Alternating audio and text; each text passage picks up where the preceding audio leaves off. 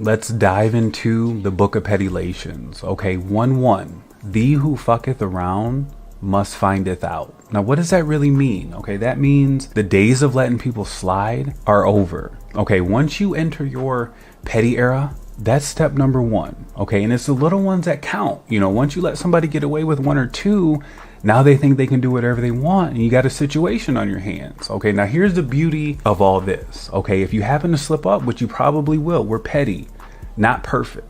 You can always get it back. Okay, now when you get it back, that's totally up to you. But the goal is to stay on or above the curve. Now we'll get into curves in a later lesson, but you want to stay even with the opposition. Okay, so start there, work on that, and let me know how it goes.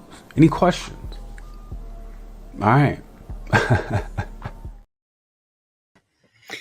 Hey, welcome back to another round. Happy Tuesday to you all. We are back with Martha's Vineyard, SummerHouse, and I told you I'm going to continuously say it backwards because I'm going to put the black people first, period. Okay, every day, all day, black first. So we in the Vineyard once again for some more shenanigans, crying, tantrums being thrown. Today's episode is going to be sponsored by and drink of choice, the Incredible Hulk. We got to take it back to, FreakNICK days, back in the early 90s when Hypnotic and Hennessy and maybe even some Alizé was poured together, you know what I'm saying? And it made the drink the Incredible Hulk. We're also going to use this drink because the way that Summer was going through this house and how she get outraged out of nowhere gives me the actual Incredible Hulk. Okay, we must take it back to these days of Marvel Comics, DC Comics, the Avengers, all of this foolery when people want to just get a little drink in their system and start showing out. This is where we at. Okay, FreakNICK done turn into a whole altercation somehow. Okay, you know what I'm saying? And FreakNICK, or should I say Freaky Nick, Freak Nasty Nick, according to Shanice, child, Lord, hello, calm down, ma'am, calm down. Did we not forget that he has a lady? He put some fake imaginary tattoos on him, and all of a sudden he the best looking thing in the house. I ain't gonna hold him though. He was looking pretty hot up in them daggone tattoos. He might have to invest in one or two, maybe a few. But ma'am, keep your top on. Keep your top on for once, please. Anyways, I'm your host, Jay. We're back for another round of Martha's Vineyard, SummerHouse, Season 2, Episode 6. Child, we're in here. If you are new here, do me a favor. Please hit the like, share, and subscribe to the channel. You'll get a lot here. We always taking shots at somebody, okay? If you're new here, if you're not new here and you are a member, throw your shot glasses up into the chat. And if you're just here for the third, fourth, 15th, umpteenth time, stop acting like you don't know what to do. Hit that like. Okay, that's my tip jar. Hit the like. Go ahead, tip your bartender, you know what I'm saying? Get it out the way. I'm pretty sure you like it. You like what I'm serving up for today. You'll love it, trust me.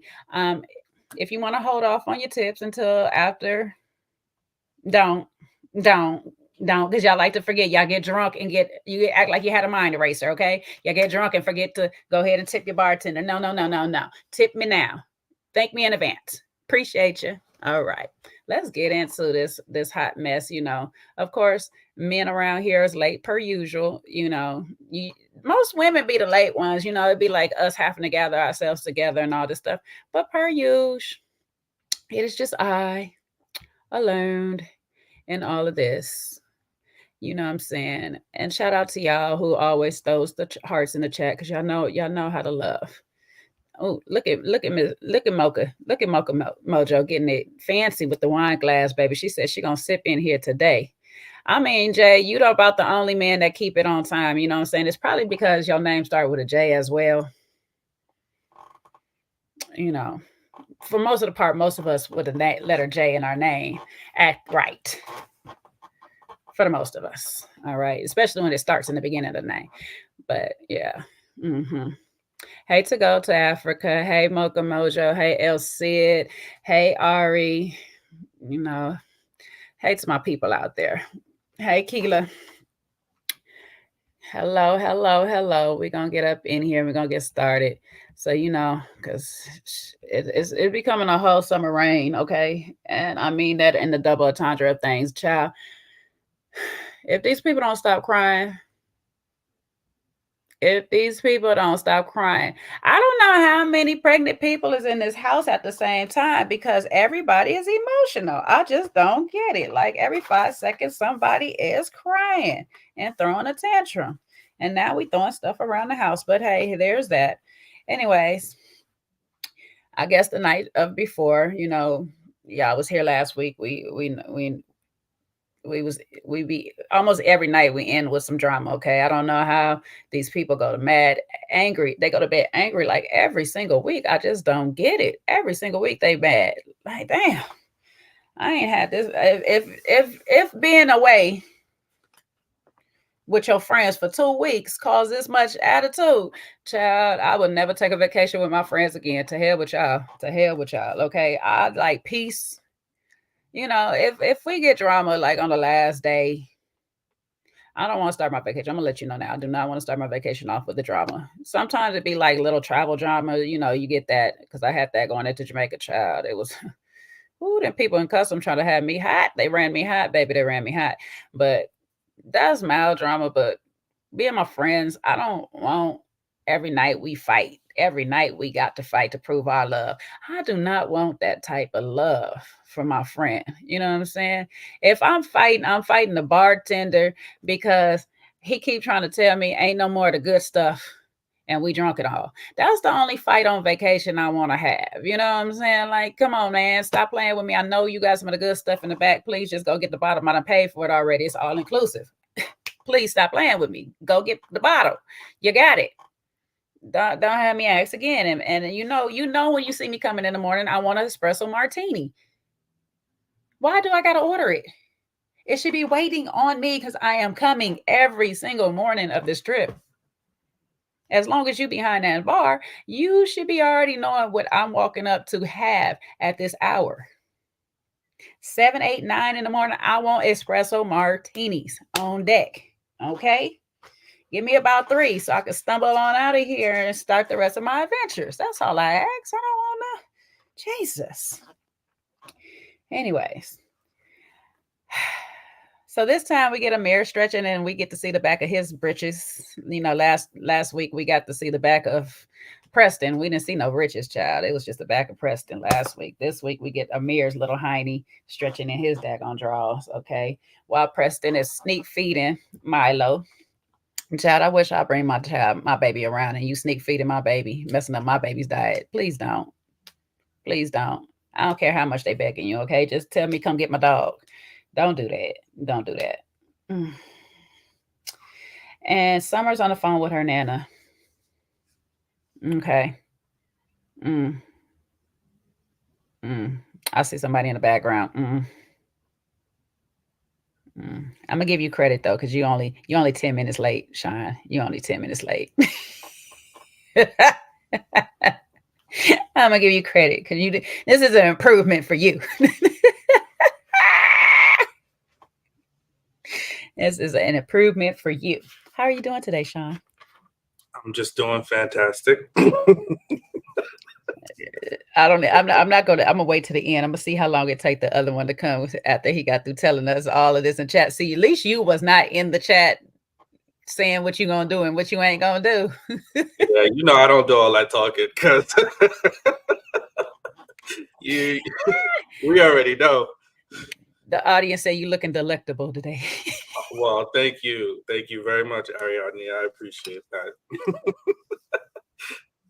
Oh, El said told me not to give you no credit. You got to buy all your drinks. Lord Jesus, it's gonna be a tough one. Not y'all trying to get rid of Summer and Amir. Yeah. God, stop getting rid of people. We trying to add some people. Stop getting rid of folks.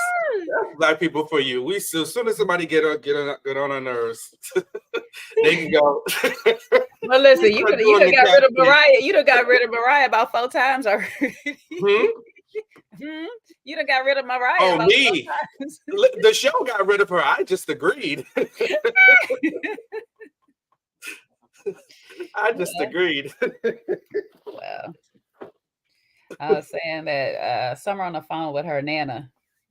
And so we find out that her nana had adopted her when her mother went through her addiction struggles. And her pappy, that's claiming to be the pappy, is no longer want to be the pappy and said that somebody else is the daddy. Is giving more report, which for me, because then it sounded like that man saying he ain't the daddy either. Was she one of these FreakNICK babies? Because they said a couple of babies was made in the FreakNICK. So I'm like, is she one of them? Because Jay, where's your heart? For a woman? I'm just asking. They the one who brought it up. I would have never thought about a FreakNICK baby, and then she possibly won.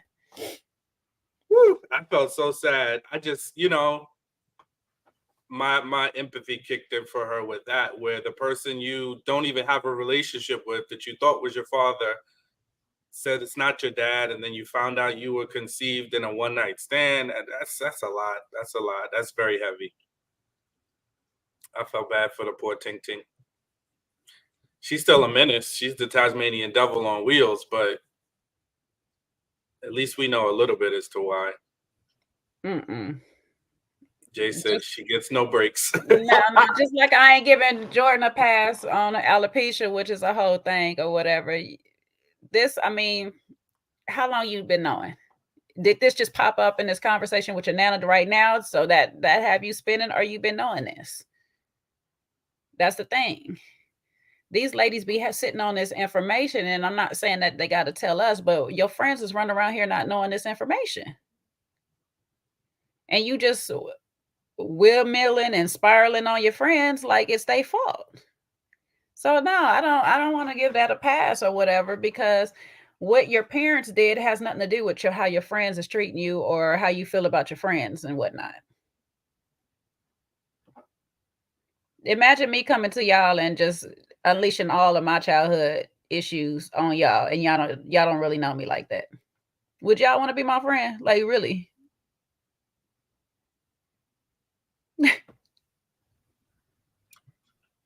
I think it's just some context, right? Like if you had an outburst, right, that was uncharacteristic, or if you got upset, like really, really upset, and then you gave some context into some of the things that you had going on in the background, I would understand. You know what I'm saying? It's not like I would be like, okay, you get a pass for acting crazy, but it would just help me to understand. Mm-hmm. I mean, yeah, that's helpful, but she's not even being helpful like that. You feel me? Like, and now I'm gonna have the deeper conversation, because as being the strong friend, even as being a strong friend, you have to still have confidence with somebody. You have to be able to confide in one of your friends to sit there and say, hey, listen, I am going through a lot. I'm keep carrying everybody's trouble, struggles, whatever they got going on. But me too, I have something going on. I need to unleash. Can I trust you with this? And I know Jordan is not that person for her right now. Oh, we're not, but that's a choice she made. Hey guys. Hi. Hey, listen, you're my favorite. I'm ready to go. Hey, talk to me. I'm ready to go. Are you ready to go? Okay. I'm ready to go. My notes are loaded. Did you? Huh? No. I don't need to warm up. We're in the conversation I need to be in. I'm ready to go. I'm ready to warm up. Someone's got my energy, baby. Okay, the temperature's looking like 60 degrees over here. Okay. All right. I'm ready. Talk to me. Love the hair, by the way. Love the hat. Delectable, Sean. But listen. It's that gap. No, stop drinking. Anyway, listen. So, no, but listen. This episode was it. It was it. It was a beautiful concoction of I think what we've been talking about last few weeks, right? And I think this really does highlight something about summer, right? Look, we've been talking about anger for the past few weeks, have we not? since Ready to Love, we've been talking about anger. It keeps coming up. Because what actually ends up happening is people like Summer are like myself as well. When we hold in a lot of the tension that we're feeling, right? Eventually it's going to blow up in your face because you're holding a lot of tension, right? And once that tension snaps, if you're not used to communicating with people, you just blow up. You just blow up. And I get it. Summer's going through a lot right now. You know, she's explained that she's going through a lot. She said that Jordan's going through her thing. Preston's going through his thing. And so she's had nowhere to really share some of the sentiments that she's feeling and the heaviness that she's carrying at the moment. But let me be honest with you. That anger, whilst I understand it, the way she flipped out, and she has been flipping out on a few people now. It's Noelle, it's Brie, it's Shanice. You've got a pattern. This is more than just what you're going through, Summer. We have to start dealing with some of the root cause issues here. The inability to explain how you actually feel is beyond you not having the confidence with Jordan and Preston. This is actually to do with the fact that you don't do well when you're sitting with negative feelings. When people are unable to sit in their negative feelings because they're feeling things, then they don't know how to express themselves very well. It becomes anger, and it begins to infect the way they operate with people, right? I also about emotional regulation. And emotional regulation, this part is called, when I can't express, I will express physically. When you can't express verbally, you will express physically. For those of us who have lost a voice, the next thing to do when you can't voice how you feel, when you feel like you're clogged up and choked up, is that you're going to act. And in that moment, she actually held no space for, and by the way, I'm not even defending Brie, because Brie was taunting her from earlier on at the pool. I can't lie to you, that was our last episode. Brie was doing too much at the pool. And again, this is going back to the same thing with Jordan. It's a pattern with Summer.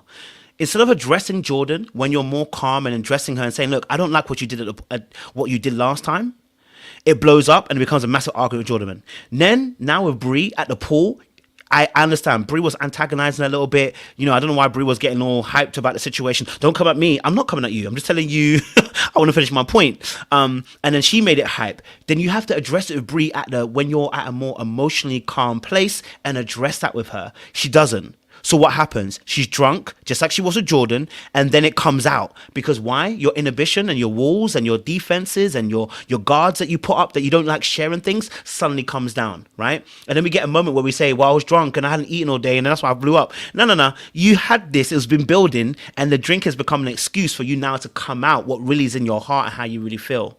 And I felt for Summer, but I'm going to say this. You're going to lose friends if you keep this way up. If you keep this up, you're going to lose friends.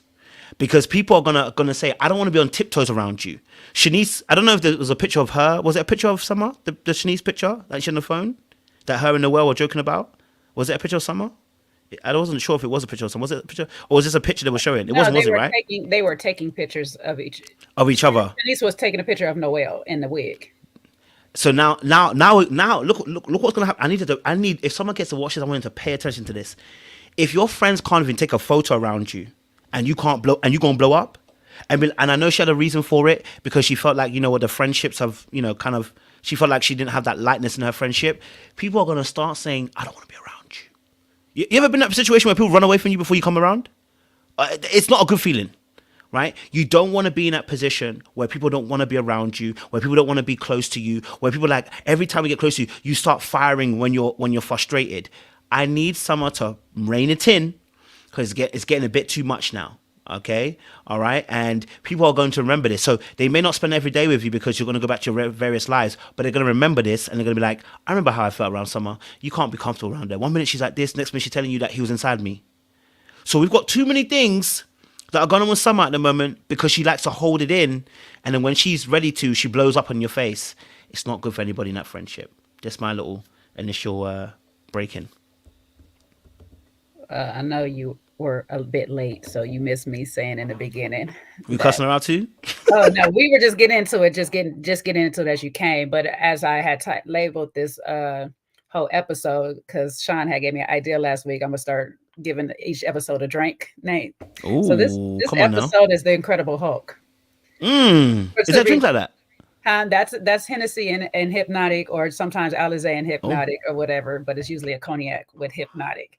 or whatnot, and it turns green. We gotta have a hurricane. Woo, that hurricane hits That too. hurricane coming That up. It ain't probably quite there yet, but next week probably be the hurricane of it or whatever. But this week I did it for the Credible Hulk because FreakNICK, of course, it was popular around the time FreakNICK was popular, as well as that same thing you're talking about is that change of emotion with the actual Incredible Hulk character from Marvel. You know what I'm saying? That we go from being radical, rational type person to totally insane, and we can't deal with our emotions over the little bit is the slightest of inconsistency or slightest of emotion that we get that is not favorable to us. And that's what Summer is unfortunately displaying. And the names that you had went off on that she's giving it to, you just said, is Noelle, Shanice, Bria.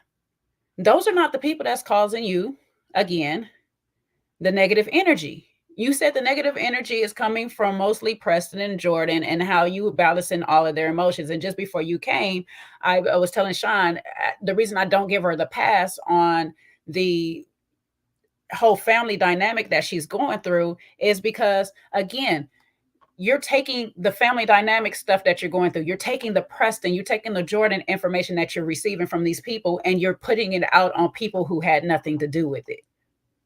You're giving it to people who you feel are lighthearted and good energy. Why are you giving those people hell instead of the people that is the ones that's actually causing you the misery and turmoil? Why you can't stand your ground with Jordan and Preston and tell them how they actually making you feel, and that they're draining and they're toxic friends. Instead, you rather go and make somebody else friend group dynamic toxic. You rather go into a happy space and try to ruin their happiness. Why? So it's hard for me to give you a pass in this situation because you're purposely, intentionally going around trying to make other people's lives miserable just because you are sitting in your own misery. So that was my little tidbit before you walked in. Sean hasn't been able to give his, so go ahead, Sean. Well, I don't even know what to say now. But yeah, Jay was not hearing my plea for empathy for Summer. I wasn't giving her a complete pass though. It was just more context. You know, like sometimes you find out something and it helps explain somebody's behavior. So that for me helped me to understand her a little bit better in terms of why she behaves the way she behaves. Because sometimes we see people act out and we just want to reduce it to, you know, they're just miserable, you know, blah, blah, blah. But I wanted to hear like what's driving this, what's the problem, and so you know, there's more often layers. So I was, you know, interested to see the layers, and then hearing her story, it is hurtful because it's one thing where someone doesn't have a relationship with their dad, that is hurtful, but to not even know them and to also know the conditions under which you were conceived. To me, I guess I've always had like a pretty picture of my conception, right? My parents got married. You know, unfortunately, their marriage didn't work out, but they were married. They were in love. There's a love story. So for me, that is a central part of my frame of reference of how I was brought into this world. To know not only does your mom have an addiction issue, but you were the you were the result of a one-night stand, and your mom really can't even deduce who your dad is. That just, my heart goes out to her. You know what I mean? Like I can't just brush that aside. That is very, very, that's life altering to me, at least. Now, how you behave is your responsibility once you become an adult. But understanding that is the genesis of how you were created gives her origin story. And to me, I just really feel sad for her because that has to be a difficult existence. Again, doesn't excuse her behavior, doesn't give her a pass, but helps us to understand why she reacts the way she does, why she lashes out. Having one parent that has addiction issues by itself is a very, very difficult thing to navigate, you know? So my heart goes out for her because that is a very, you know, I just feel bad, honestly. However, I think Summer needs, knowing what she knows now as a fully grown adult, she has to do some work to stop lashing out, stop going off for people, stop making it about them, and understand that she's got to look in that mirror and do some work.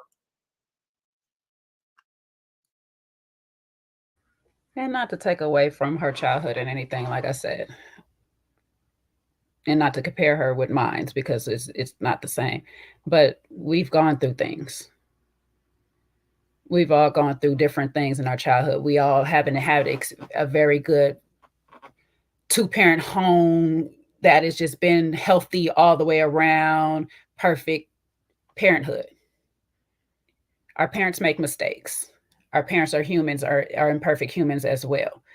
Those type of stories help us have empathy for our parents, not shape our behavior on how we should lash out, because once we get the news or whatever and stuff. I understand, like, I not to put anybody business, but I know somebody who is basically a child in that same circumstance, that the people around want to tell him, but they don't want to ruin anything when he was doing anything good. You feel me?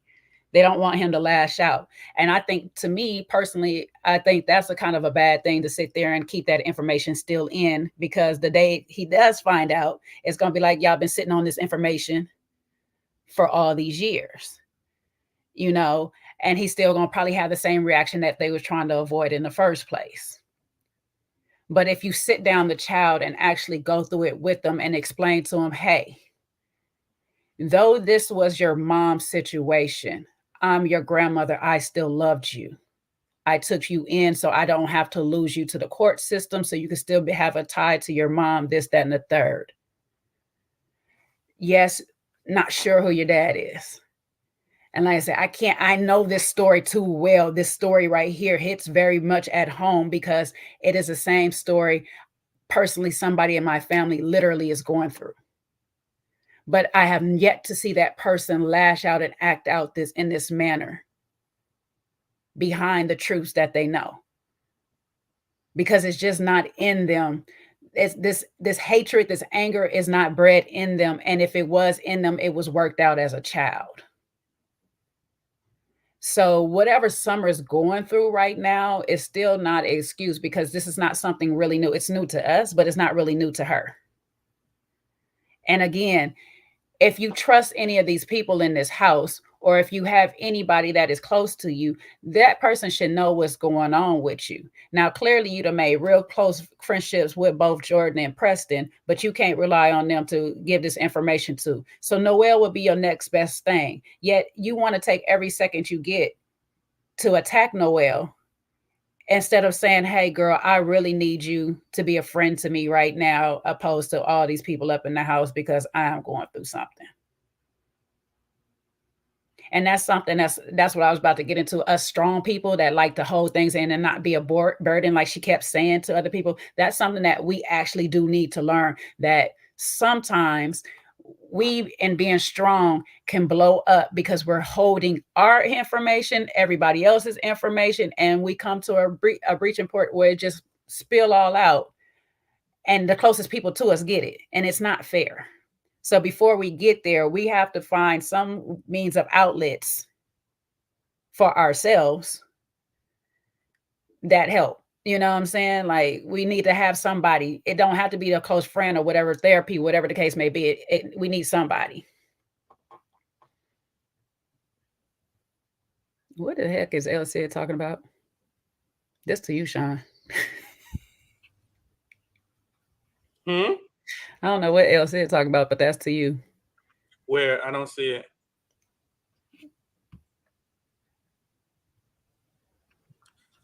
Oh,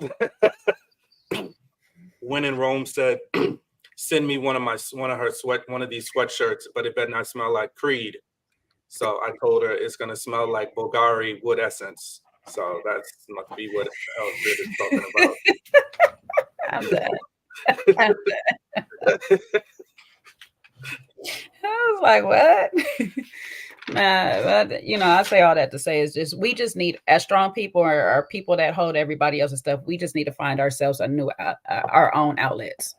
If you have to pay for the therapy, if you can get another friend to be that dumping post that you can get rid of everybody else's toxic waste that they put on you, Whatever the case may be, we need our own outlet too. Journal, something, you know, letters to God. I don't know, but she needs something. Because you can't keep holding all of this information in and then blowing up on people and they don't know why you blowing up. Poor Noelle was running back and forth and didn't understand what she was running back and forth for. Every 5 seconds, I'm sorry, don't take this out. I'm just taking a picture. I'm not even thinking about it. The poor girl running herself crazy while Summer is literally getting a kick out of it at this point. Because I'm like, she's chasing you and that's what you want. She's chasing you through the house and you're hoping somebody else start chasing with you. This is crazy. No, Jay, I don't know. Summer didn't look like she wanted to be chased by Noelle. I'm just saying that looked like, I think Noelle needs to just back a little bit. You know, I appreciate Noelle's heart. I love her to pieces. She's the person that everybody wants to be around. Like, I would take her in a heartbeat on any group trip because she's just a good, fun time. She wants peace. She means no harm. But I don't think Summer wanted her chasing her. That look on Summer's face was like, leave, leave, back. And she gave Noelle some grace because she knows Noelle, one, is her friend, and two, that she knows Noelle's heart, I think, in that moment. But she looked like she was ready to, and I know you didn't watch the season, but Jacqueline said it too. But she reminded me, Kojo, didn't she remind you of Michaela when she tore up that house? When she was about to wreck shop. Now you know I seen that part, Shine, when she went through the pool table. She was upturning things, boy. Up, boy. So that looked like the energy Summer was on. So I think Noelle, as much as sometimes you got to let people go. And I think that, and not let them go in life, but you got to know, like, her heart, she wanted to over explain. And I just know too, like, when somebody is so escalated, you just got to let her. Just, if she wants to turn up, you need to let her run loose. And whatever's going to happen, that's going to be on her because you can't stop that. And sometimes Summer is very volatile. You're going to catch a stray eventually. So I think she should have I wanted Noelle to just stop chasing her in that moment and just let her be, because it didn't look like she wanted to be chased. Because usually somebody kind of, when somebody is like, don't let me fight, don't let me, hold me back, don't hold me back. They kind of give that push and pull. There was all push, no pull when it came to Summer. Now, the only reason I said she wanted to be chased is because she went past the group and then circled right back past the group. Whenever you do that, it's Summer. Noelle's trying to escort her outside all the way. Let's go all the way inside, get some fresh air. She went her, and I get it. She don't want to be chased by Noelle, but she wanted somebody else to jump in as well, because you come right back to the group screaming the same stuff again. Like, girl. Now, I have my moments when I don't want to be chased, and literally I'm getting away from everybody. I'm going outside, and then I'm going to scream at you, please stop following me. But I don't want to talk to nobody. I don't want to explain to nobody. So therefore, I'm not doubling back and keep circling the rest of the group like, hey, come ask about my problem. And that's why I said she was feeling like she was wanted to be chased. Now, I agree with you on the Noelle, like, she got to back up a little bit. Gotta back up just a little bit. But when she kept doubling back to the rest of the group, I was like, Summer, now, just go on outside. Go sit by the jacuzzi. Go do anything. Just get out the house. Now you're going back up the stairs. Now you're coming back down the stairs. Get out the house. Just get out. Just get out. I mean, you know what? It's interesting. I think the situation with Summer. I feel like she's on I say this in general. Anybody going through a blow up, anybody who's had those kind of moments, your blow up is an indication that you are overwhelmed. Okay, and the positive you can take from it is that you're finally angry enough to take some action, right? Which means you do need to confront the issues that are within you and what you're feeling. Right. So if anybody's had a blow up or you've had a moment where you've gone over the top of the hill, it's an indication that you've had enough. You're overwhelmed. Boundaries have been broken.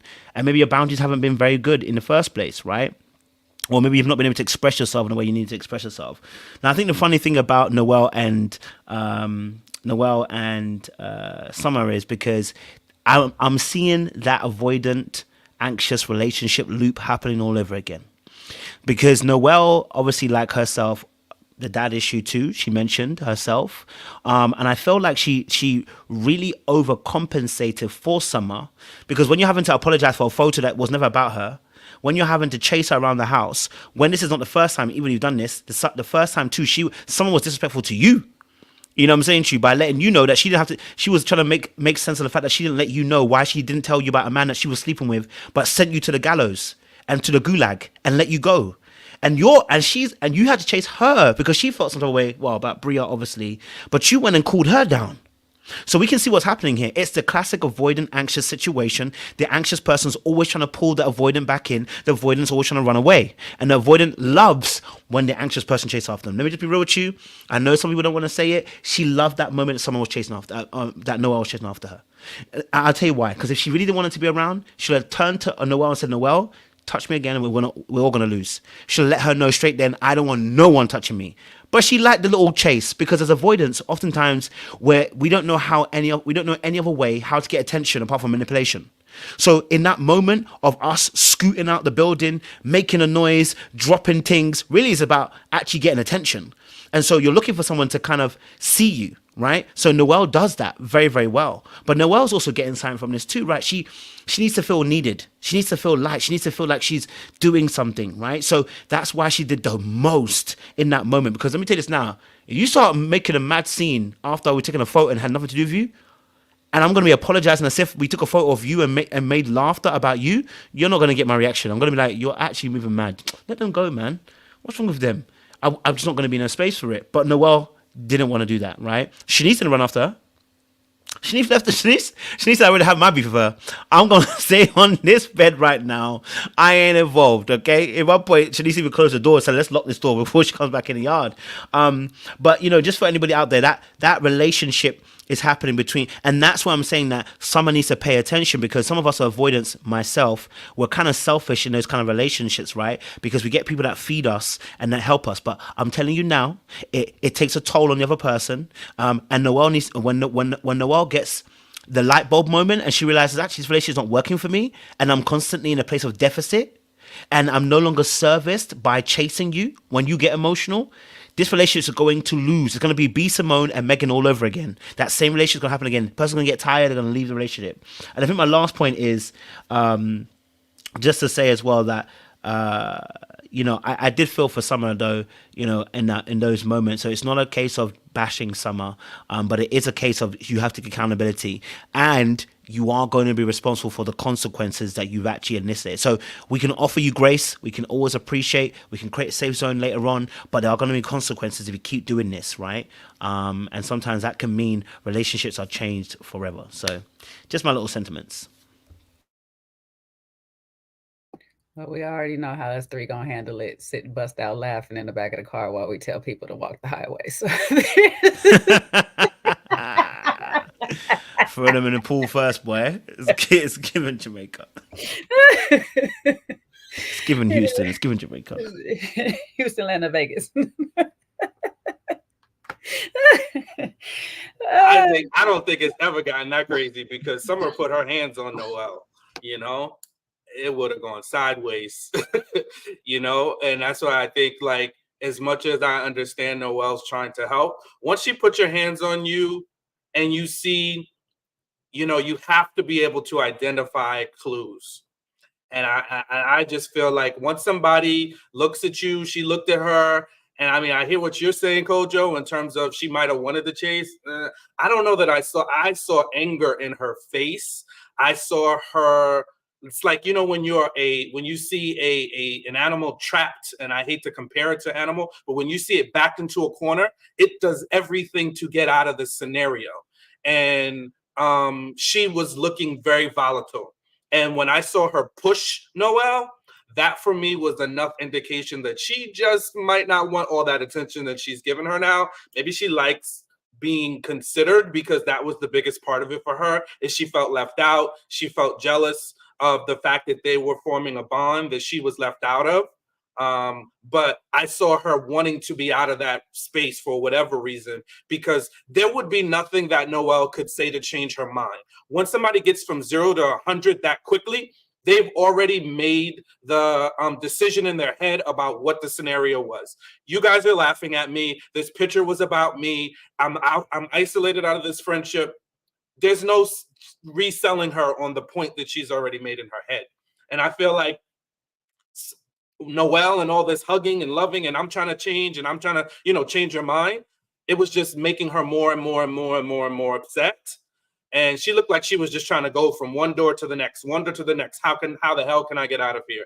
And Shanice was the smartest I've ever seen her be, which was to close that door, because she might have spun right back around to get to her and Bria. And that wouldn't have been good. Now, which push are we referring to? The one downstairs or the one to go out the room? Because the one to go out the room didn't make no sense to me, because it wasn't a real shove either. And it was making a comment towards Bria, like, are you happy now? I pushed Noelle. I didn't understand what that was about. I'm like, what you and Bria been talking about? Why you got to push Noelle and pick a side? I think that was her way of saying, like, look what you caused. It's her not accepting responsibility for her actions. And it's like, she's now assigning everything that escalated onto Bria. Now, see, look what happened. I'm sorry to cut you off, but that was like the weirdest, because you push her in the same token. You're saying, see, I pushed her. It's like, it's given that high school, like, you don't never take up for me, because that's what Bria was telling her. You don't take up for me. And then all of a sudden she pushed Noelle and said, see, I pushed her. And I was like, but she don't even have a problem with Noelle. So why would you even push Noelle?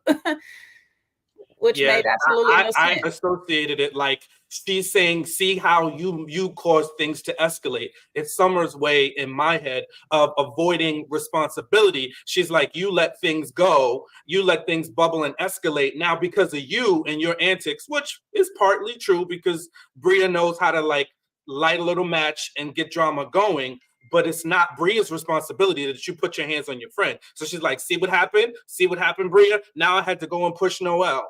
You know, so that's how I understood it. Yeah, I didn't understand it like that, because even when she said it wasn't, see, I had to go and push Noelle. She was like, I pushed Noelle, you happy? Right after Bria says, nobody has my back, nobody's on my side. That's about Mariah. That's not about Noelle. And on top of it, she had Noelle's back. Bria had Noelle's back, so she don't want you to push Noelle. She been on team Noelle when it came to why you didn't tell her about Alex. So it didn't make no sense. Again, that's just Summer just trying to take out, oh, now I just want a reason to put my hands on Noelle for some reason. That's what I got from that. Because Noelle has nothing to do with any of the other prior beefs that going on with Bria and Mariah. She don't have nothing that went on between Bria and Summer. She wasn't there last year. The only beef that is started right now is about the Alex thing, and that's Summer and Noelle. So is that your excuse? I can put my hands on Noelle now just because I can make a point to Bria to see I pushed my friend? Well, that sounds like a drunk person doing what they want to do and saying they speaking their mind now that they drunk. You're making any excuse to put your hands on Noelle now. That's still not justifiable for anything that you're doing. And I'm not saying that's what you're saying, Sean, but I'm just like getting it out. Like, you're doing a whole bunch of things that make no sense when the real root of your problem does not stem with any of these three ladies. Let's be honest. It does not stem with any of these three ladies. You have issues with Jordan. You have issues possibly with Preston. You have issues with your parents.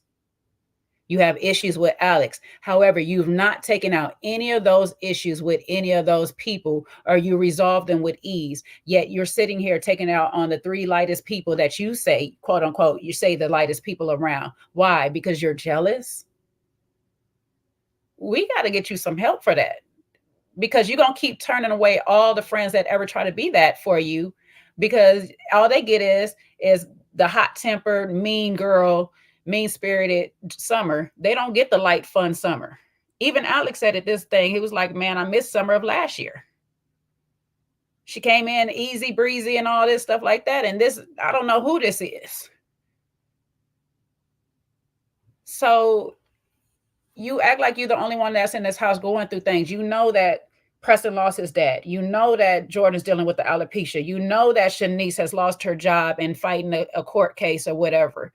You know all of this about the people. You know now that Jasmine is pregnant and her husband is not around. Majority of the people in your life, you know, is all going through something. Why are you the only one allowed to act out?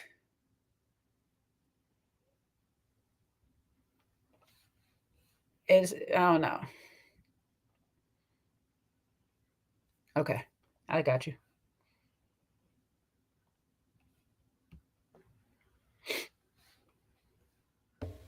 I definitely hear you, Jay. I think, like I said, I just think she's got a poor way of dealing with her own emotions, and her going through stuff is the excuse of the poor behavior. You know what I mean?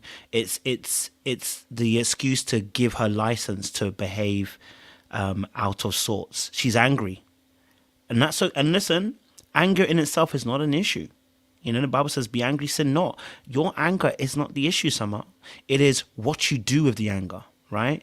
And so Summer being somebody who clogs up all her emotions is, is find herself in a situation where now there is no deposit to kind of keep the gremlins away, right? The gremlins are out in full force because now you can't share one or two tidbits that would usually keep the edge off. And it's because you haven't dealt with the root cause. Yes, you know, you've got abandonment issues. Yes, you know, you didn't know who your dad is. Yes, the mum situation's an addict. But you have to deal with the root cause of the fact that these things have happened, how much pain that you're actually in. And because that's sitting at the bottom of everything, anytime pressure's applied, it touches directly on that past old childhood wound, and that comes up as a gremlin. But you've always had people that would help you out, right? Preston and Jordan. You'd be able to say one or two things to them, and it would kind of cool you down for a while, but you were only dealing with the branches. You were never dealing with the roots. So now the two people that would help prune your branches to stop the anger from exploding and becoming an expressive behavior, they're no longer there. So the garden is growing wild right now. This tree is growing outwardly in a wild way because it's not being pruned. And so now you're touching people that you shouldn't be touching. And now you're in a situation where you're almost fighting Noel, right? And then trying to blame someone else for it, you know? And then you're having spats with people here and there. And again, it comes down to we need to deal with the root issue. There is a deep core pain that you are feeling in this moment, and you need to deal with it in order to get to a place where your behavior is not so reactionary, right? So we're not reactive, all right? We're responsive, but we're not reactive. We don't want to be reactive. We want to be responsive. I respond, but I respond in the manner of a measured response. I know how to handle me. And I just feel like she hasn't got there yet. And I hope she gets there quickly because the behavior is becoming alarming. You know, it's becoming alarming. You know, at this point, you know, you almost dashed Noel to the side. I mean, and it wasn't that deep either. So yeah, just a little something, you know. Yeah. Any other thoughts before we shift the convo? Sean, I don't know if you're still here because I know you was taking Abby out. I'm here. I'm in the Okay. background. You got any more thoughts before we shift it? Just she needs serious therapy, you know, and not just like light work, but like therapy with the understanding of what she wants to get to the root cause of, and also understanding her role in some of the issues that are created. Because if she just goes to therapy, she might get a lot of sympathy from the therapist knowing her background, but she also needs to go in there with an idea of, you know, I want to own some of the issues that I have created and understanding why I react the way I do. Because if she doesn't give the therapist that information, they're not going to be able to fully help her resolve some of these issues that we're seeing. Indeed. Well said. All right. Well, the audience has spoken. They want us to shift to Natalie and Amir. And this whole situationship, that's what I'm gonna have to call that there, because I don't know what's happening between this one-sided love. Okay. And this is where I definitely would feel like loving a woman this much more might be a little bit wrong. I ain't gonna say that you don't love her a little bit more, but this much more, we borderline and some RTL people with this much love for this person, okay? Because yeah, Exactly. Amir and his boss. That's exactly what it is, because that's what is definitely given at this. My girl has no coverage for Amir. She do not care about this man. I'm sorry. I don't know what her intentions or her end goal is with Amir, but it doesn't seem like it's a healthy relationship. Not at all. And um, I know in real estate it's a little bit more different. They try to have people as couples in real estate. You know, they like to have family oriented businesses and all this stuff, but I don't know about him working for her and dating her at the same time is going to be good, especially with her nature. I'm going to say in a nice way, because she is giving a bit masculine energy. She is giving big dictatorship. She is definitely giving a lot of jealousy and possessiveness. Um, and again, she does not cover this man. You are in the midst of his friends the very first time, and you're gonna just bring down how much money he makes compared to how much you make. And you just smiling away, just and I'm, at first I was like, why these women don't like you, but I'm starting to think they don't like the way you treat their friend more than anything, outside of Jordan, because I'm still trying to figure out why you don't like this girl when you know you don't like this man. But then on the flip side, Amir, you talk too much. You talk too much and you say the wrong thing. So I'm wondering what you going back and telling both parties, because we hear you telling your girlfriend how basically Shanice was trying to hit on you and all this. And I was like, when was Shanice trying to hit on you? Shanice show her boobies to everybody. Shanice just stay naked. That ain't hitting on you. Excuse us. And you was hitting on Jordan every chance you got. So I don't know. You making this woman jealous more than she already is not a good thing either. Anyway, Coach, you want to go ahead and take on?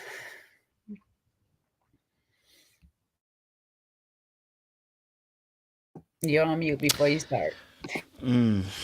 Where do we start? I want to make some deductions. So they are my opinions. Okay. All right. Just for anybody out there. From what I saw, I got an instinctual feeling, and what you said, I definitely heard it, right? Now, I already said this. I felt like the last episode, the way she behaved on the phone, the lack of ability to be able to tell him how she really felt, using that little bit of manipulation where you try to, make the faces and not be actually clear cut about actually how you feel. I didn't really like that already, right? It wasn't clear cut. It wasn't direct. Now, on this particular episode, I had a range of feelings. At the very beginning, I felt kind of sorry for her. Came in the house and none of the girls wanted to be around her. And I was like, wait, I thought, I didn't know, they had none of them had actually really fully met her apart from, was it Summer, right? Summer had met her and said that she's a little bit cold towards her. And, they explained that in the car about how Summer's a little bit touchy-feely and she didn't like the fact that Summer's touchy-feely. Okay. But nobody wanted to really go and see her. And I was like, oh, well, maybe they did later on. I don't know. But it felt like they alienated her from the very, very beginning. Okay, cool. So I felt sorry for her in that part, right? Now, when it got to the event at Preston's event, I said, what is going on? I said, maybe she's had too much to drink. And, the madness is coming out. Because when your man downplays himself because he wants to big you up, right? So he's gonna down say, listen, hey, look, I deal with normal clientele, but my babes, this one here is doing the millionaires. This one here is doing the big boys. This one here is doing, the $1 million houses and stuff like that, right? Okay, cool. So then for her to add on, and I can't remember exactly what she even said. She just kind of said, she's like, yeah, I do what he does in a month. Like after, she's like, I do whatever he does in a month. Exactly what she said. She had said, thank you. She said he does underneath $1 million. I do over 2 million. So what he does in a year, I do in a month. Can we just take a moment for that?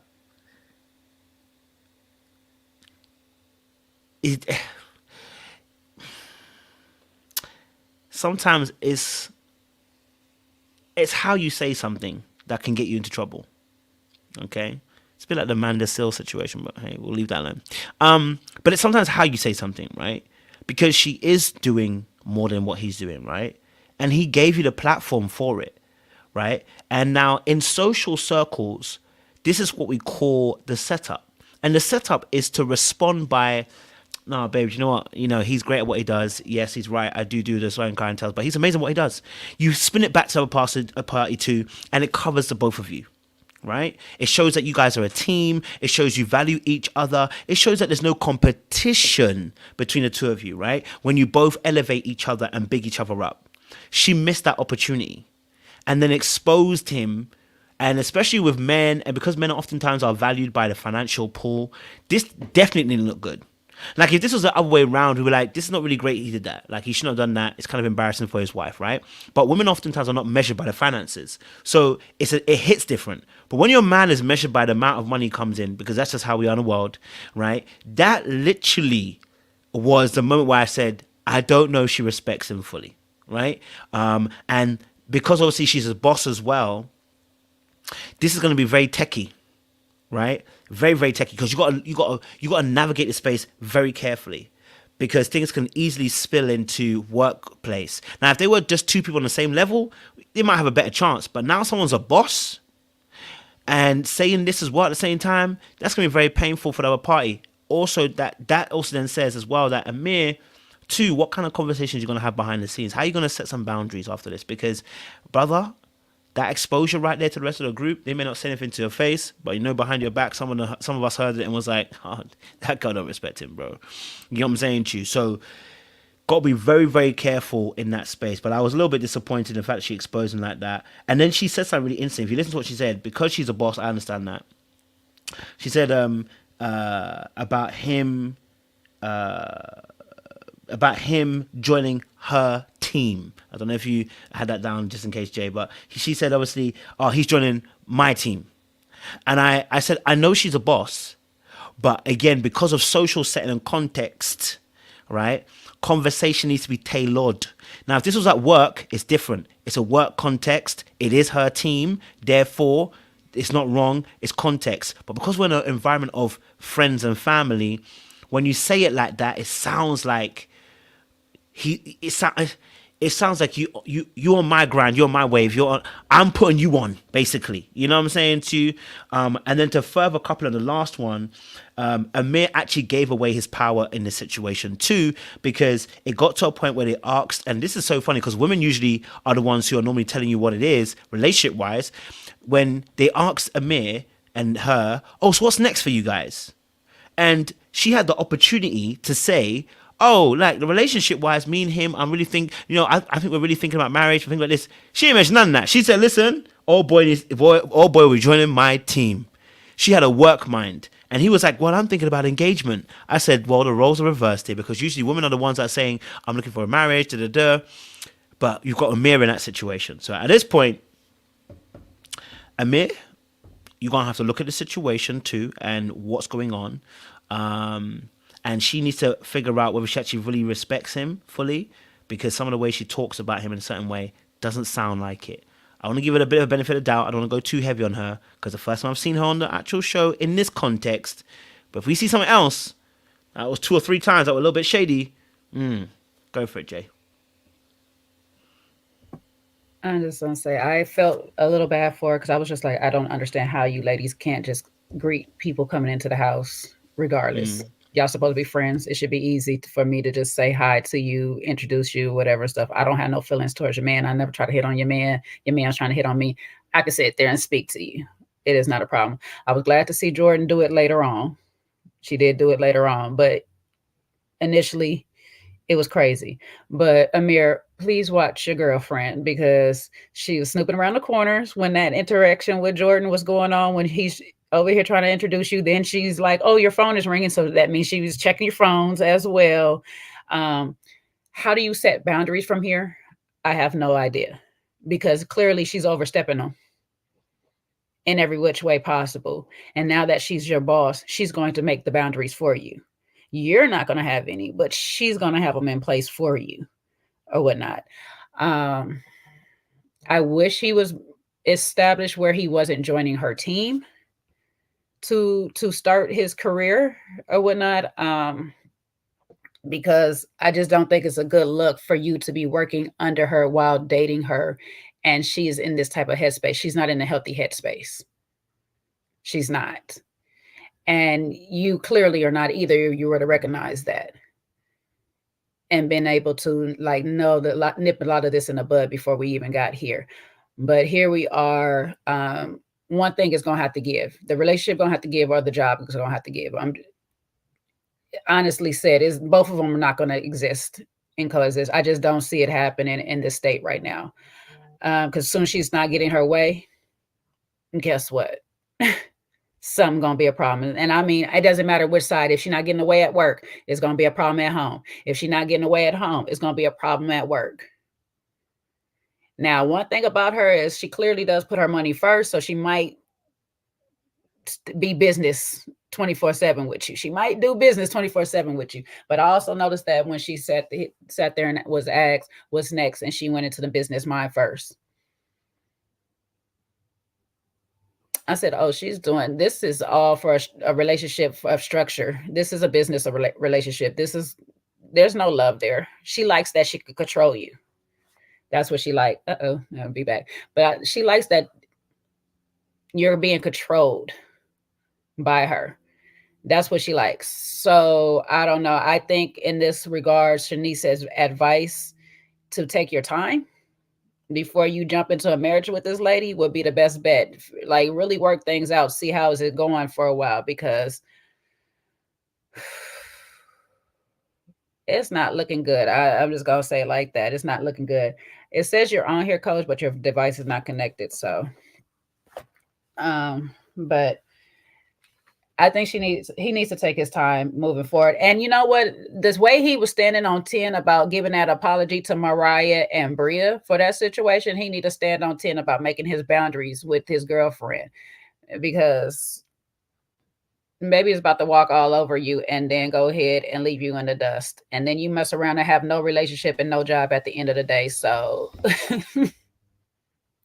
I need him to stand on 10 like he did for that apology, and go ahead and build some boundaries with his lady right now, because it's not looking too good at all or whatnot. Since we are here, I don't know if you have anything else to say about the relationship before I switch it to him and this apology to Mariah and Bria. Now, he said he don't feel like he owed them an apology, but I don't know. What's your opinion on that? Well, Amir, when he did the whole the washing and stuff, and then it caused an issue. I mean, listen, if you know that an action caused a beef between two people, it's just a general principle, just to be like, guys, I'm sorry you guys fell out. The washing machine situation was my fault. I caused that issue, and I'm sorry that's caused an issue between you two. That's it. But the fact he's not going to offer no apology, well, if you're not going to be able to see that how your actions also contributed towards something, and it's not to say that he's the main reason why these two decided to Maria fighting Bria is nothing to do with you, but the catalyst of the situation, again, it's general social behaviors, right? That in this moment you caused an issue between two people because you ended up putting the washing situation, and it caused an issue. That's all. It's not even a long one. It's just guys, I'm so sorry. Ladies, I'm so sorry. I know that, I put the thing in the wrong space and I caused this issue. I apologize. You know what I'm saying to you? That's it. And you let them sort out their issue. But the fact that you don't want to do that is kind of petty. And I think it just kind of shows your level of maturity that you need to get to. And also, I think again, it shows you're not very perceptive. And I think I saw that because everyone else saw that Jasmine was pregnant except him. And I said, yeah, because he's not perceptive. He don't pay attention, right? He's not paying attention. He only pays attention to his girlfriend when he recognizes her facial expressions. So there might be something deeper we need to look at with Amir as well. I want to know what his background is, because how you missing stuff, bro? You know what I mean? How you missing stuff? That's all I'm going to say. Well, he got a multicultural background, so it's just too many things coming at him at one time, all the time. I don't know what the heck is. That guy is oblivious to a lot of stuff, but you ain't oblivious to Phil's apology. You ain't oblivious to that. You didn't want to take that as being sincere and all this stuff like that. I'm just, but you wanted the apology from Phil. You wanted it though. You one of the people who felt like it was old or whatever. So what if Phil came back and was like, I don't owe y'all apology? You would be the first one talking about, well, I don't want him here. He don't need to be around.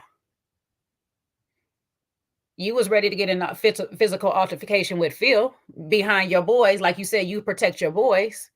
So Mariah was wrong in protecting herself and her allergies. And you don't owe her apology because you contributed to the whole altercation. When with Phil, you didn't have nothing to do with it. You bucked up, Phil bucked up. Now, granted, you jumped in because you might have been in defense of Jordan at the time. Commendable. I'm not mad at it. You know what I'm saying? Because it is a lady going against a man. So you have every right to step in there. However, Phil don't owe you an apology because you jumped in. So that's the same regards here. You feeling like he owes you, you don't owe these ladies an apology because you the one who mixed up and the argument started because of you.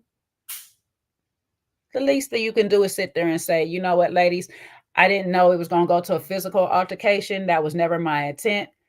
I didn't even intend for y'all to get to an argument. I just goofed up. I hope y'all can find your happy place together, back to each other. I don't owe her nothing. I didn't. What you mean you don't owe her nothing? No, you're not the reason she got kicked out the house. No, you're not. You're right. But you're the reason that everything transpired between her and Bria. You owe Bria an apology as well. Because you got Bria into an altercation and she really didn't know what was going on. So I just don't understand how he just feels like he don't owe no apology.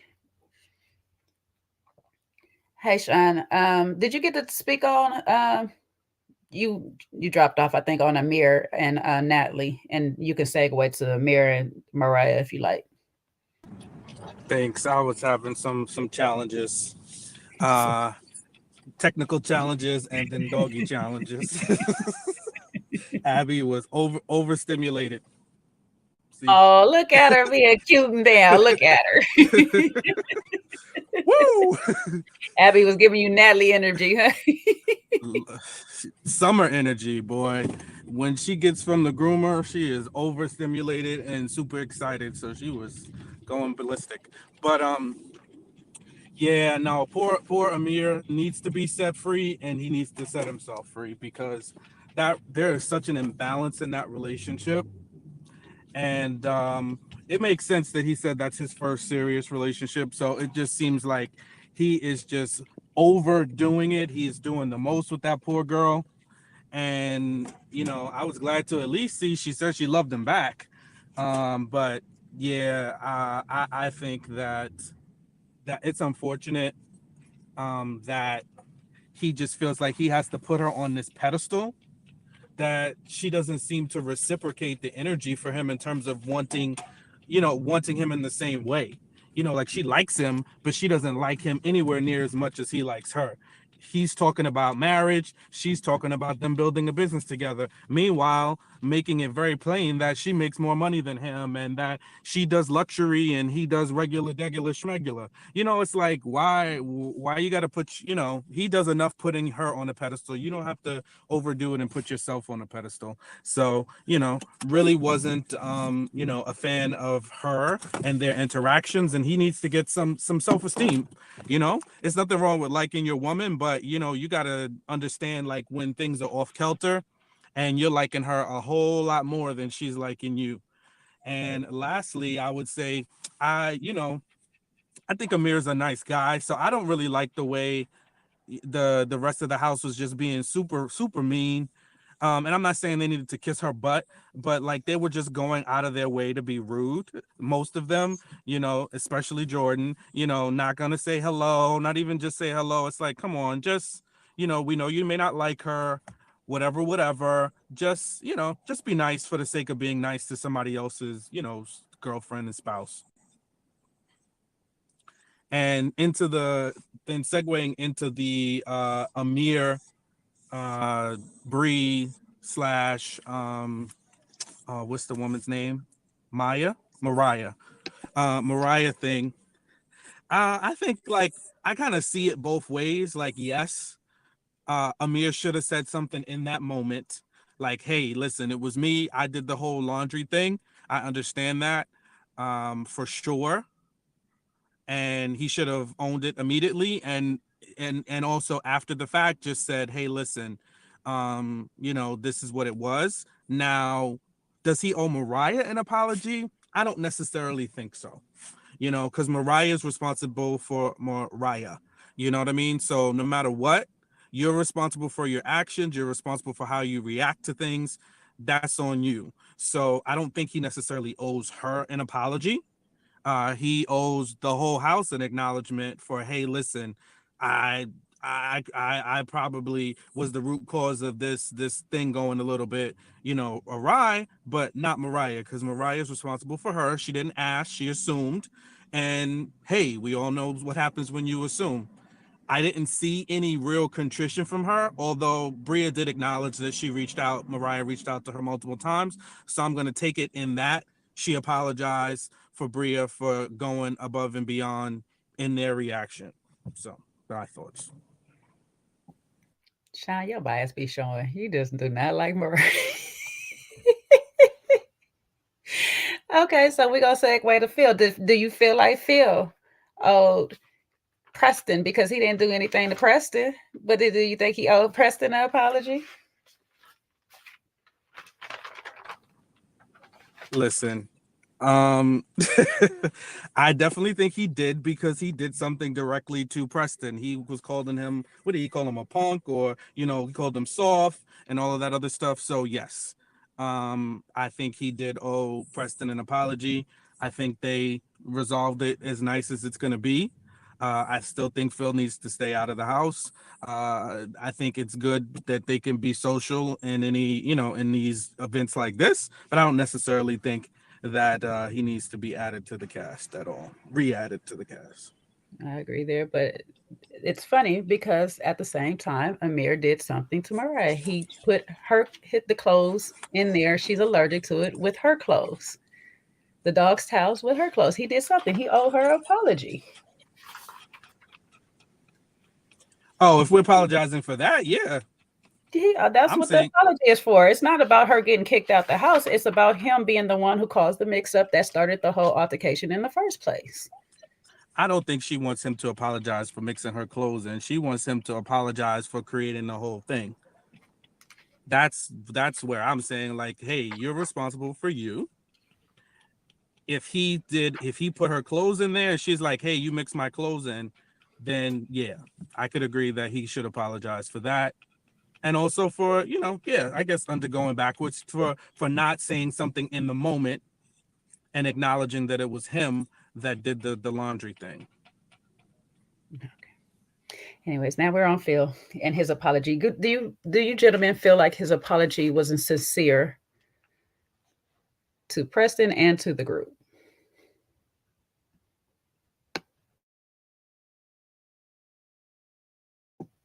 Coach, you can go ahead and take it because we heard Sean for a bit. I think it's just as sincere as it's going to be for Phil. I think that he handled some of the pushback he was getting well. Amir tried to buck up and, insert himself in the scenario and say he's not for bullies and all of this stuff. So I think he took all of that well from what we saw. But I think Phil is who Phil is, and I think you're just going to get what you're going to get. So it is what it is with him. I don't think you're going to get, like certain people, you're just going to have to accept where they are. And that's where he is. And you just know how, the energy that they're on. I don't think he's going to do a whole full 180-degree turn and be somebody completely different. I think he can realize, hey, listen, I messed up in a major way and I had a consequence, but don't expect Phil to be a Boy Scout, Gojo. I mean, listen, it's an interesting one. I think with the Phil situation, right? I definitely feel like he owed him an apology because his behavior was out of pocket. He did try to apologize. I mean, Nick weren't really having it. Amir was obviously spokesperson for everybody else, and he's going to defend everybody else. So, I mean, I appreciate the apology. Like I said, he did it for Preston. It mended fences. He did it to the guys. But I think the damage was done, right? So it didn't matter what he said. The damage was done, you know. And I think what he was looking for was a bit more understanding. Because I think once he had apologized, he was trying to explain, like, oh, look, I drank a bit too much. And they were like, drink isn't an excuse, my dog. We're not trying to have this situation, which, again, we say it all the time. Drinking is the excuse, right? But I think he, like he did with Preston on the phone last episode, he's already apologized. He's just trying to explain, like, this is what was happening to me. But, again, it is not an excuse. And I think he said that to Preston, but I don't know if he had got the chance to say it to the boys. Because with Preston, he said, listen, it's not an excuse. It's what I did. But like I said, the behavior was a little bit aggressive, and what we see from the rewinds, they were aggressive. And at that point, nobody feels safe. This is what I said about the same thing with Summer. It's like you don't want to get to a point where no one feels safe in the house with you. And unfortunately, Phil overstepped the line. It got to almost physical perspective, and now people don't feel comfortable with you. So, yes, saying sorry is good. It doesn't reconcile the relationship back to where you want it to be, though. It doesn't guarantee you to have the relationship back to where you want it to be. So, yeah, for me, I personally look and I go, yeah, I hear you.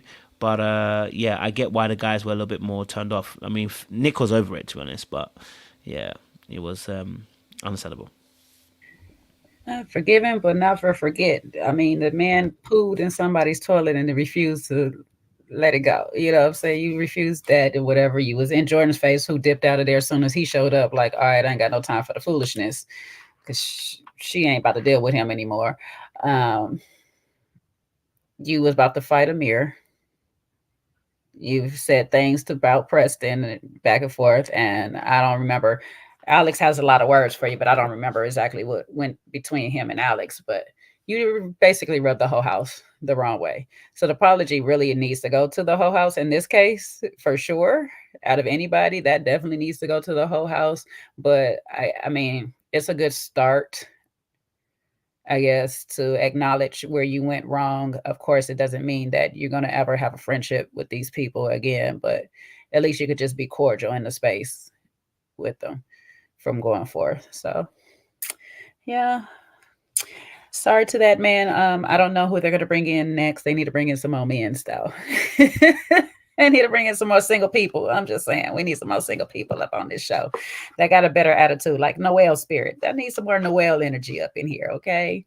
Nice, try to have fun, whatever.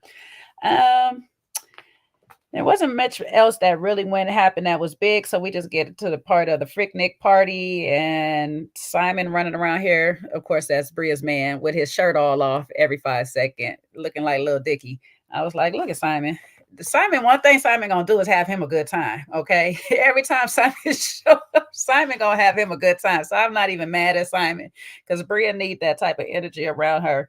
Because listen, Alex called himself AT Money Bags, and Nick came in as Nickavelli with all the tats. And child, if Shanice did not try to stop hitting on Nick, I said, Shanice, this is a whole, this man got a woman. This man got a woman, Shanice. Don't forget, just because he got the fake tats on him, don't forget that he in a whole relationship now. What is happening? What is happening? See, this is why Amir feel comfortable enough to tell his lady that you was trying to hit on him when that wasn't even the case.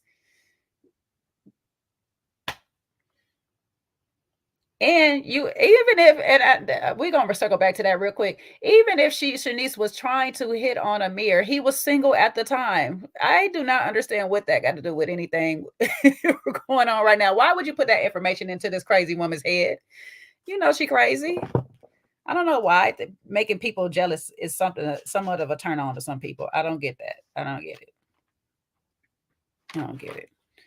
But yeah, any parts of the party that stood out to y'all besides the blow up at the end with Summer and them from playing Never Have I Ever? I never known that game to blow up and turn into a whole altercation to a fight back and forth. I never played that. And poor little Noelle. She just so naive. She stayed the stuff that she has done. See, fair, I'm trying to think what else happened on that before anything else kicked off. I'm trying to think. No, I mean, to be honest, I think obviously just the part, Shanice was doing a little bit too much. She was definitely saying her inner thoughts. I mean, shoot, she was allowing all her intrusive thoughts come out with Nick. But the funny thing is, she might have fun with him, but she ain't gonna date him.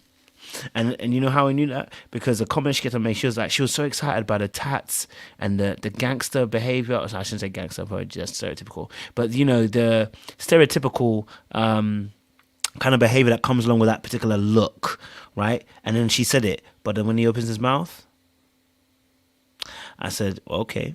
Jordan too was like looking with them tats. So it's clear that, you know what, the ladies do like him, but you know what? What sells him down the river is that he doesn't talk or behave in a particular way that they particularly like. So it's interesting to see how they were, you know, the ladies were like, you know, he looks good. They were really invested in his look of the tats and stuff. But in terms of actually dating him, yeah, they're going to keep him there in that friend zone, aren't they? Really? Do you know what I mean? They're going to keep him in that friend zone. He's too nice, too kind, too soft, as they would say. So, yeah, I noticed that too. Now, Jay, you said Nick has a girlfriend, but where is she? Did we hear an explanation? They asked about it, was she coming and stuff, and he said, yeah. They asked this episode. He said she was coming? Mm-hmm. I don't know what day she coming, but you know, wouldn't maybe it at the end of the trip, at the very end of the trip.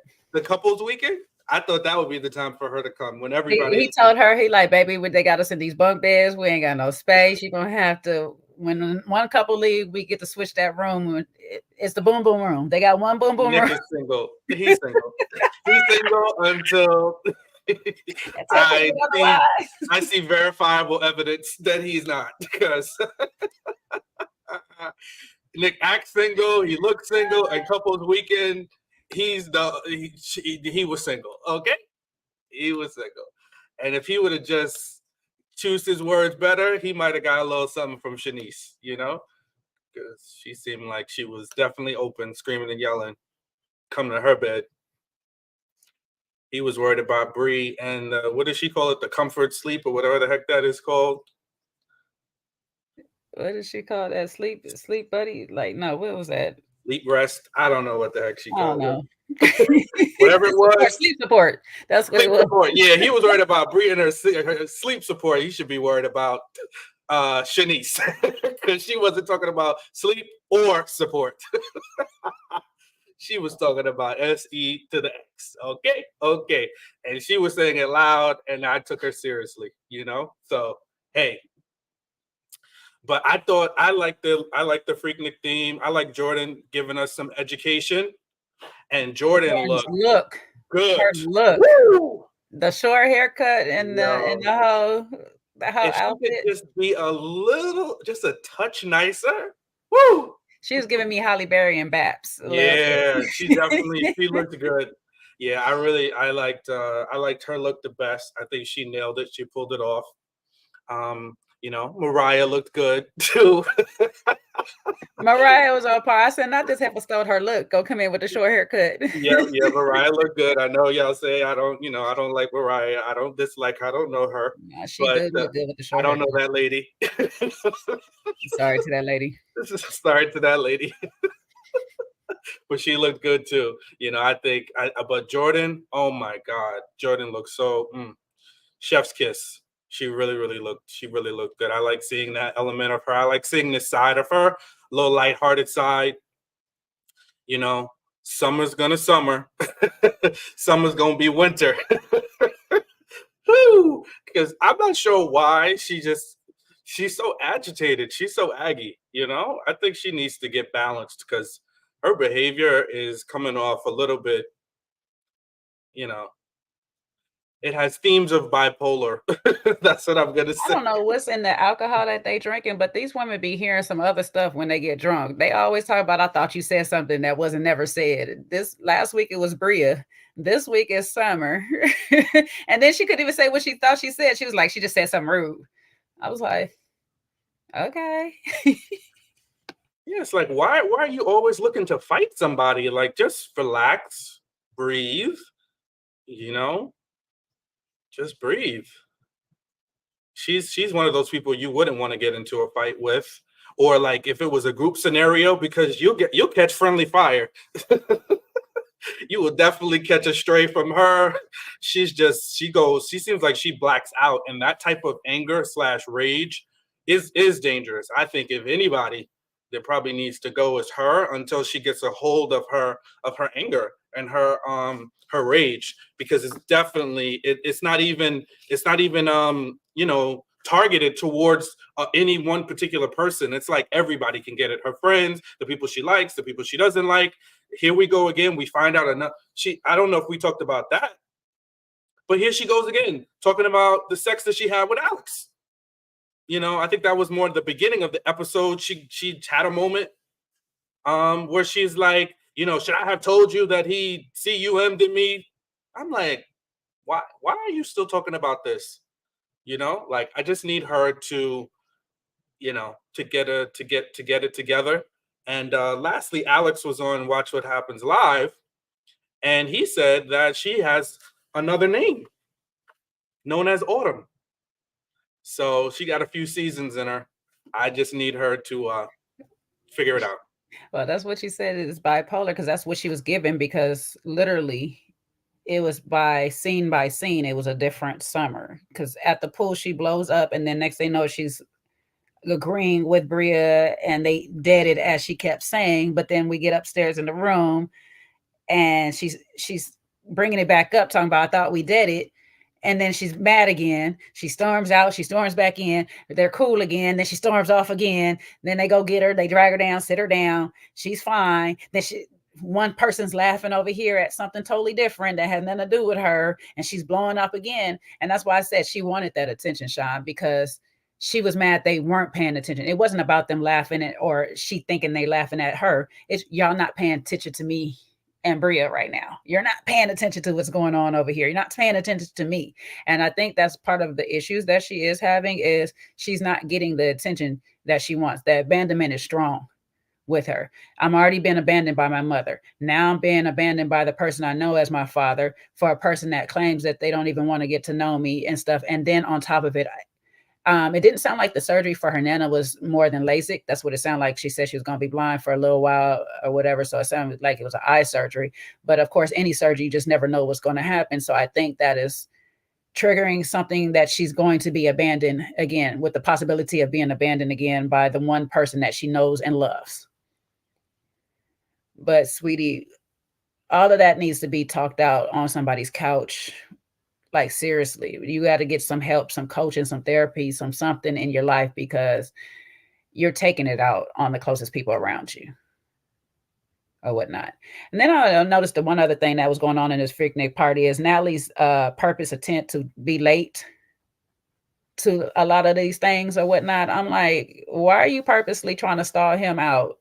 And then be like, if you just want to go down there, go. He gonna wait for you. He gonna wait. So why are you taking your sweet time to get down here with these people? Go meet his friends. If you plan on being in his life, go meet his friends. Go make yourself a place up in their heart. Like, okay, y'all don't like me, but y'all gonna be around me, so enjoy. Please believe I'm trying to go party. What you come out here for? To keep this man hostage? You should have got your room somewhere else then. Not stay in the house with him and let Nick and his imaginary girlfriend come down. That's Sean pussy. Let his invisible girlfriend come stay in the room. Because I ain't never seen people that want to be around somebody but don't engage with their friends. I can't stand that energy. I really can't. Don't bring your significant other around and they don't want to engage with us.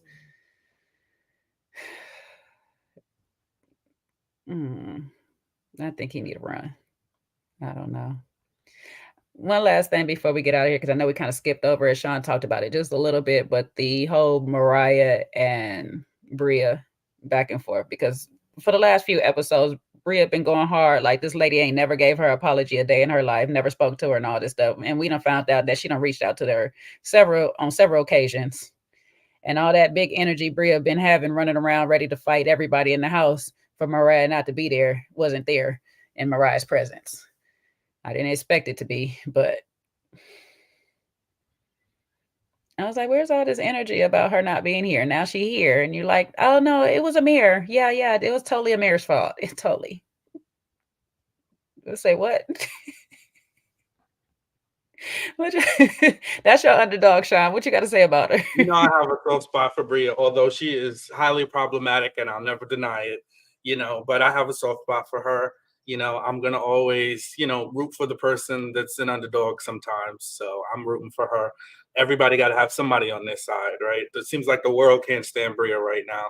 And look, I'm not blind enough to be like she's innocent. She's definitely not innocent. But I also know that she's not a fool either, because Bria is just like Milo. He will turn up in Bria's room, but he knows, you know, he knows who to test. And she know full well she is not testing Mariah in person, okay? Okay? She is not going to test her. She's not. Y'all want her to be stupid too? Y'all want her to be stupid to stand up in front of this lady's face and talk crap? Now, come on. Come on, Jay. Mariah will chop her, split her, and put her. I said she ain't gonna do it. She had that. I know she had that crazy. She ran into the bathroom from Summer. She wasn't talking tough like, oh, when I see her again, I'm gonna get her. She was just like, I'm not a fan. But sometimes you do. She has that little chihuahua, although Milo is not a chihuahua, but she got that, you know, chihuahua behavior. You know, they just. Then when you get up close, some chihuahuas, you know, they'll fuss from afar. But you get too close on them, they ducking and hiding, you know? So that's Bria. Damn, now I wish I had that clip of the dogs with the gate opening and they doing all that barking behind the gate. As soon as the gate open, they just like. I always tell the story about my mother's house. They used to have, the neighbor had a chihuahua, and that chihuahua was always carrying on. And one day I came home from school when I was younger, obviously, and the chihuahua got out of the gate and he came right up on me. And I took my book bag off like I was going to hit it. The dog was holding his leg and backing up. I was like, I didn't even hit you. Not the dog that Karen. Trying to live it like I was. The dog put a Karen on you real fast. He's black. He wasn't black. He was a black Karen. Call ASPC. Call Peter. I'm being abused. Meanwhile, you trying to nip my ankles. And trust me, after that day, that dog never bothered me again. And I think that's pretty much Bria. And Rhonda, don't get mad at me. I'm not saying I love Bria. I don't like love her, but I just feel like it's like you see somebody getting jumped, you're gonna jump in too and beat them up. They're already down on the floor. They're already getting it bad. They need somebody to try to like help a little bit, you know, give them some breathing room. So I want to give Bria just a little breathing room, you know. And her chaos always causes an interesting, little situation in the house. Yeah. Any thoughts on it, Coach, before we get up out of here? No. Yeah. I mean, it was nice. They apologized. We're going to see how it go forward in the next events or two. You know, she can't come to the house, but she can come to the event. So we're going to see how it go. She can't stay in the house. She came to the house. Oh, yeah. She was at the house for the party. Yeah. Bria little rolled her eyes at that a little bit, too. She was... Yeah. Oh, one last thing. I know I've been in and out with my being my fur parent foolishness. Yeah, I saw two sides. Y'all not gonna like me what I say next either. So I saw two sides to the whole Amir and Natalie thing. Listen, if you are rude to me upon arrival, then I'm gonna kind of catch a vibe and I might distance myself too. I'm not gonna say it's right, but I just might do the same. You know, and I'm a vibe kind of person. And I've already kind of got a little funky vibe, I'm the odd person out, and y'all want to be a little standoffish with me, and everybody was still a little standoffish and nice, nasty. I'm not saying Natalie's innocent, because she's not at all. Natalie has her own personality. But I'm just giving another perspective to this. Is like when you give somebody that at the initial, their first meeting, you know, and if I catch a vibe and you're a little rude and it seems like you don't really like me, then I'm not going to continue to be in your space if I don't have to. So I might just give y'all give y'all a little distance as well. They participated in the FreakNICK activity when it came to the Truth or Dare. Some people are private people. Maybe they didn't want to get into it. I don't know. That is one other alternative. I think the other part of it is, yes, should she have tried a little bit more? Should Amir have said, you know what, let's try to give them another chance. Let's try to, be around the, people. This is couples weekend. Let's have a little fun. I think that could have been a possibility too. Agree. Yeah, we didn't have no problem with her. That I said most of it. I think you were gone when I said that. I think some of the attitude for the ladies for her could be something he's saying, or the way they see how he has to behave when she's around. And sometimes as friends, we don't like certain things that our friend's significant other be having, some ways they have them act.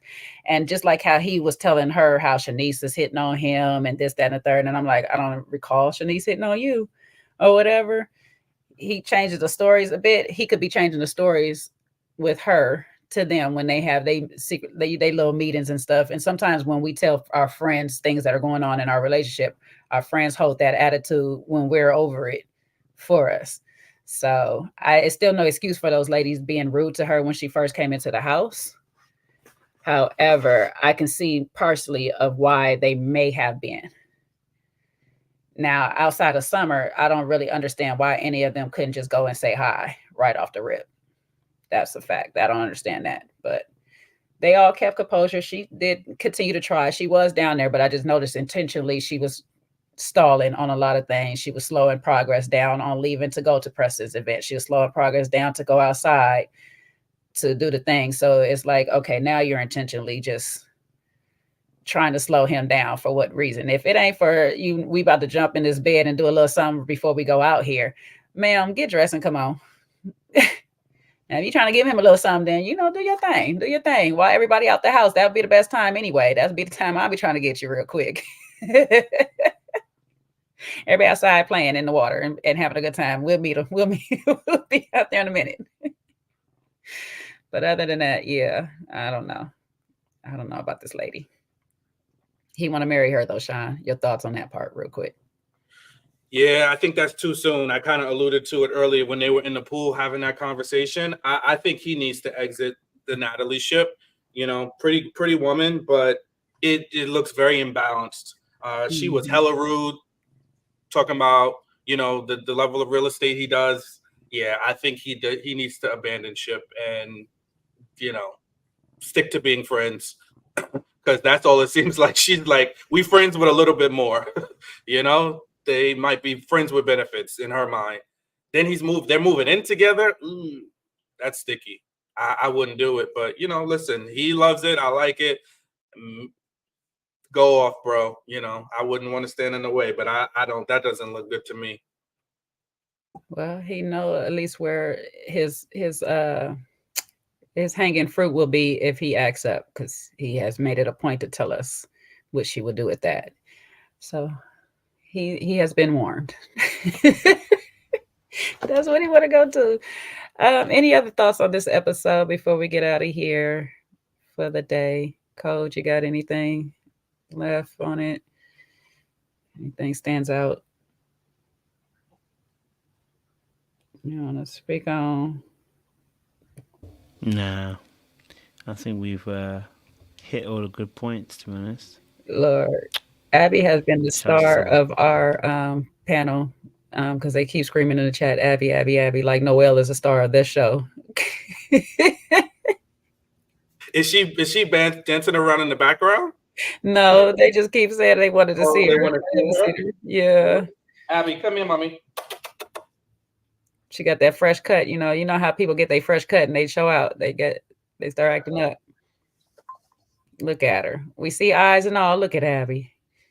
You got your hanky on, Abby? Look at Auntie Baby, my little liger. While my panther was over here purring in the background. Sorry, y'all. I thought I was on mute. All right. Sean, hopefully y'all didn't get too drunk off the Incredible Hulk this afternoon, because that's what today's live was based off of, the Drake the Incredible Hulk. Okay. part Alizé or cognac or Hennessy, any cognac of your choosing, you know, part that and part Hypnotic. You know, it is a very tasty drink. That's the only way I can actually enjoy Hennessy. So there's that. But for you Hennessy drinkers out there that act up every time y'all get that brown liquor up in you, you know what I'm saying? We're going to need y'all to slow it down. All right. I don't know if you babies was made out of here off the FreakNICK, but that was probably your parents' drink of choice. Tell them calm down. Anything before we go on the last call, Sean? Anything you want to tell the people before we get out of here? Yeah, I would say, you know, the drink of choice, you know, is the Incredible Hulk. But, you know, for those, you have to know your limits, right? You know, as a good mixologist and a bartender, right, Jay, you always know when you see your customer's limit and you know when to cut them off. So I think we all have to know our limits, know our boundaries, and know when to say no and when we've had enough. And last but not least, do not be trying to blame it on the goose on why you got loose and start tearing up the house. Okay, this is an Airbnb, people. You still got to pay for these things. Don't be just acting like production ain't gonna take it out your budget. All right, now, Summer, while we flinging things around the house and stuff. Okay, all right. Anyways, y'all have a happy Tuesday. And before y'all go, please do us a solid favor. Please like both channels on Little Black Book as well as Another Round. We are appreciated here. Those are tips to us. I know it's a small nothing to you guys, but those are big tips to us. And if you haven't done so already, join the memberships. Coach be having members live on the regular. I'm going to do something soon. Don't worry. We're going to get to talking about something soon. Any projects coming up that they need to get aware of, Coach, before we get up out of here? Nothing. Oh, no. You still got your coaching going on? You tell them about your coaching. Yeah. Well, guys, you know, if you want some coaching from the coach, not the therapist, from the coach, then by all means reach out to me. There's a link in the description box. If you go on my channel, you see a description box link on any of my videos. You'll see the Calendly link in there as well. So if you're watching from my channel, there's a Calendly link in the description box as well. So by all means, reach out to me. We're here to help. And look, you know, it's not free, but we're not charging any set price. So it's whatever you feel the actual coaching is worth, you pay. So if you feel it's worth this amount, you pay that amount. Okay. All right. So we appreciate y'all. Okay. All right. And just a reminder again, I'm not a therapist. I am a coach. And I don't want you to get messed up thinking that. Okay. Book a therapist as well. All right. Appreciate y'all. Sean, you was about to say something before we get out of here. Oh, I was just going to remind Coach about his interview. Oh, yeah. Which is about 15 minutes. Yes, you're absolutely right. We got me and Dominique. We're going to have a chop-up conversation. He act like he didn't want to talk about that. All right. Okay. Well, there's that. you know what? My brain. You know, yeah, listen, we're ready for that interview too. You know what I mean? But, you know, I won't push them too hard, you know what I'm saying? Because we're letting people get off with stuff when they're angry. So, and I stop my pettiness, no bounds. I'm in therapy. I'm in therapy. I'm in therapy. I'm in therapy. I'm sorry. I'm in therapy. It's exiting the body. It's not completely. It's exiting the body. Like I said, it's exiting the body. It's leaving me. I'm trying it. It's the last parts of the pettiness. So yes, take y'all a small break, refresh yourselves, get you something to drink, use the bathroom, do what you got to do. We'll meet over at Little Black Book 91 for the interview with Dominique from Never Ever Mets. Okay, it should be an interesting one. Coach is in therapy, so we don't know how hard he's gonna go. But until then, y'all have a great day and enjoy life. She said when we get together, bad things happen and people get hurt. Yeah, that's the point. It's funny.